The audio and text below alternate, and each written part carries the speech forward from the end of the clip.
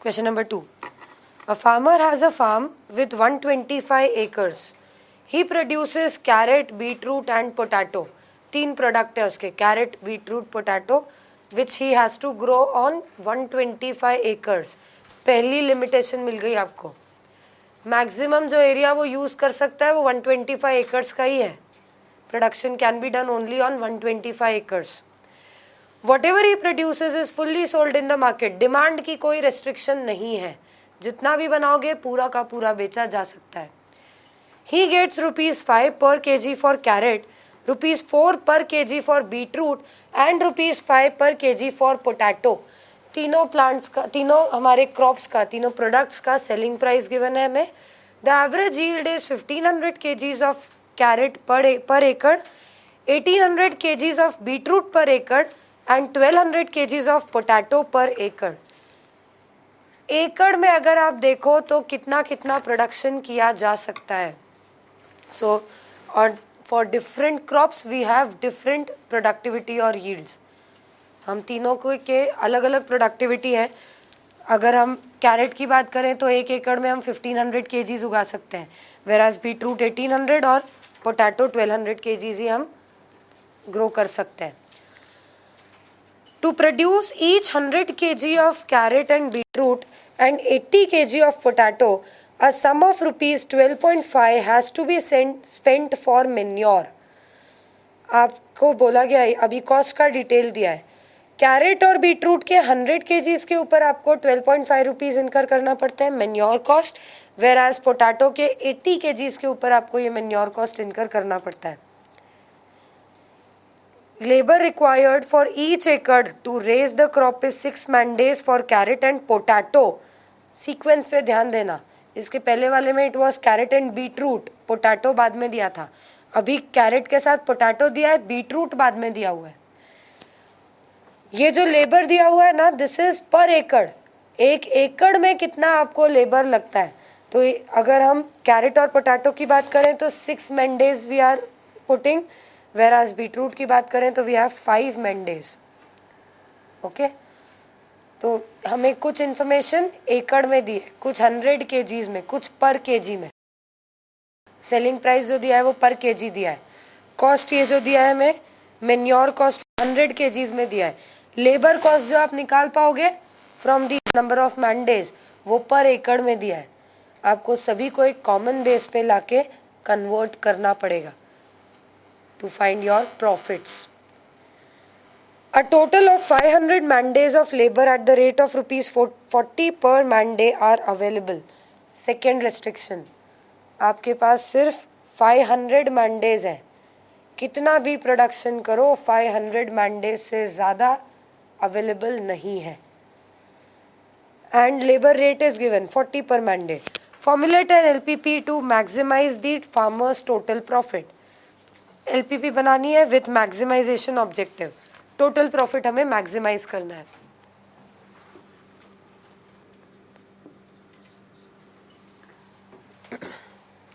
So now what we have to decide is हम carrot के कितने क्वांटिटी, बीटरूट की कितनी, पोटैटो की कितनी, what quantities we will produce, कितने एकर्स में या कितने केजीज हम किस पर्टिकुलर क्रॉप के बनाएंगे.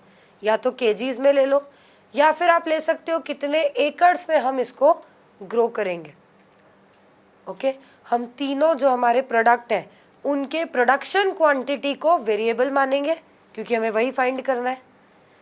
फर्स्ट वाले क्वेश्चन में हमें क्या फाइंड करना था, किस प्लांट से किस डेस्टिनेशन पे कितना ट्रांसफर करें.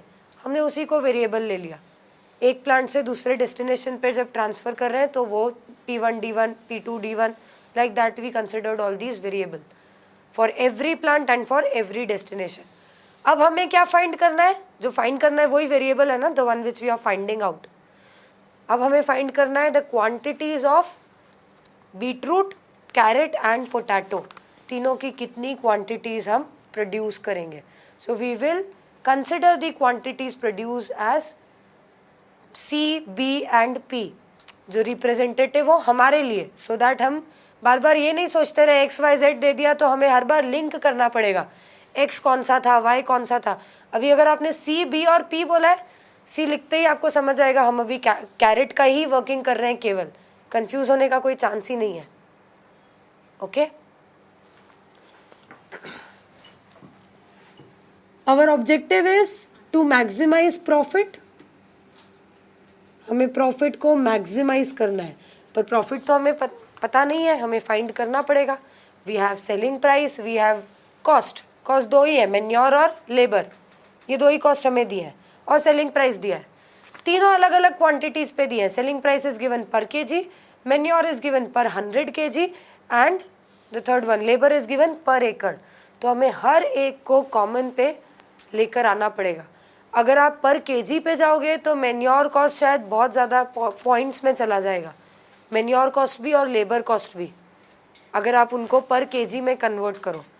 उसकी जगह it's better to convert kgs into एकड़, जहाँ पर आपको मल्टीप्लिकेशन करना है, सो दैट वो डेसिमल्स का राउंडिंग ऑफ वाला नहीं आए हमारे पास झंझट. Okay, so we will first find out. हम वर्किंग नोट बनाएंगे. वर्किंग नोट में we will find profits per एकड़. तीनों प्रोडक्ट जो है हमारे, कैरेट, बीटरूट और पोटैटो, तीनों का हम पर एकड़ प्रॉफिट फाइंड कर रहे हैं.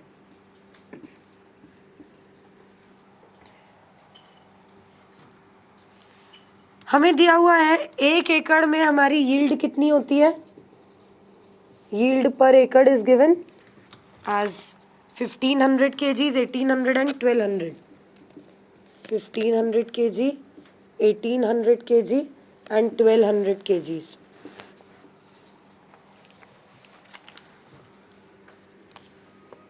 जो सेलिंग प्राइस हमें पर केजी दिया था, अब हम उसको भी पर एकड़ कन्वर्ट कर रहे हैं. सेलिंग प्राइस आपको पर केजी दिया हुआ है ना, 5, 4 and 5. So now we'll convert them in acres.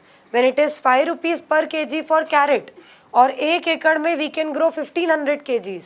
So total selling price will be 5 into 1500, that is 7500 per एकड़.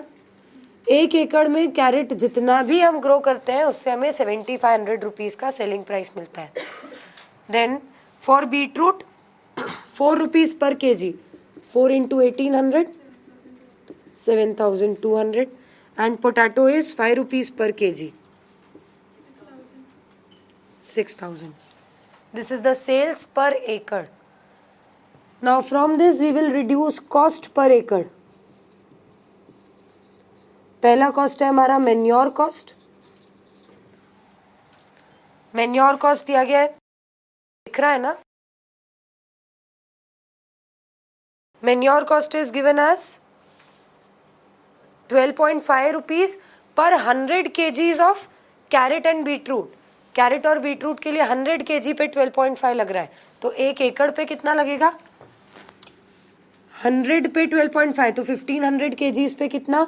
So it will be 12.5 into divide by 100 into 1500. कितना, 187.5. बीटरूट का हो जाएगा 12.5 डिवाइड बाय 100 इंटू 1800, 225. और पोटैटो का बोला गया है for every 80 kgs we are incurring 12.5 rupees. तो 1200 पे कितना होगा, 12.5 divide by 80 into 1200, 187.5. Manure cost के अलावा दूसरा कॉस्ट है हमारे पास लेबर. लेबर हमें दिया हुआ है 6 man days and 5 man days. 6 is for carat and potato. 1 man day का कॉस्ट होता है. Now this man days is given per acre only. 6 man days or 5 man days they are given per acre. 1 man day का the cost is 40 rupees. Carat में हमें लग रहा है 6 man days on an acre, तो our labor cost will be 6 into 40, that is 240. Beetroot में लग रहे हैं 5 man days, 5 into 40 that is 200. और पोटैटो में again 6 man days, 6 into 40 that is 240. So this will give us profit per acre. Profit पर एकड़ मिल जाएगा हमें. 7500 minus 187.5 minus 240. 7072.5. Last one is 5572.5. 5572.5. 6775. This is the profit per acre which we are earning. So what will be our objective? 7072.5 C plus 6775 B plus 5572.5 P. इसको हमें maximise करना है. Where C, B and P are the quantities or say are the number of acres on which we are growing crops carrot, beetroot and potato. 9 add नहीं करना है आपको, less करना है. So let C, B and P be number of acres on which crop carrot, beetroot and potato will be grown respectively.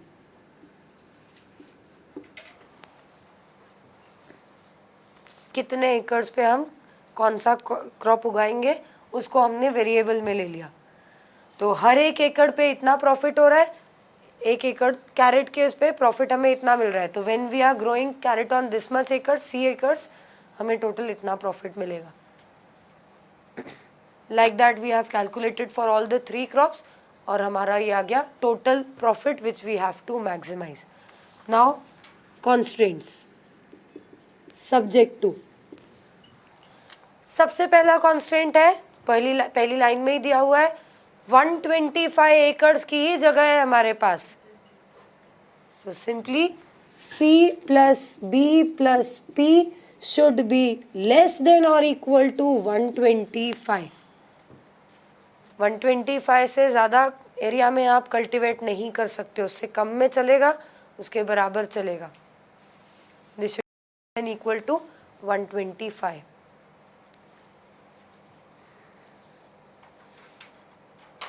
और कौन सी limitation?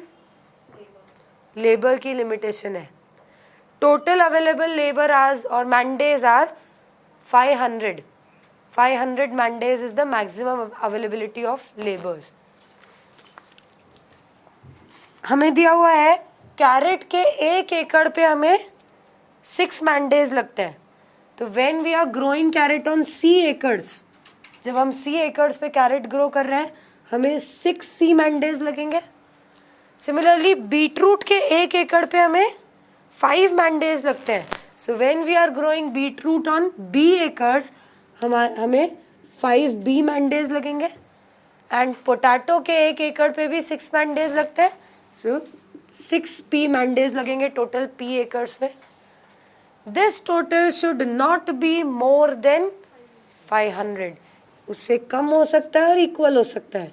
So this should be less than equal to 500. ये आया हमारा area availability और land availability. Second वाला आया labour availability.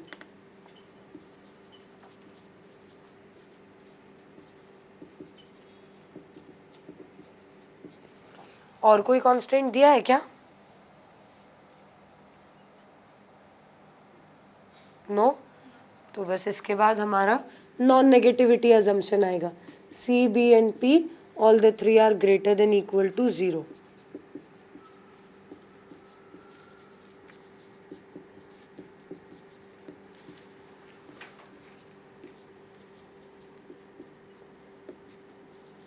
Non negativity assumption.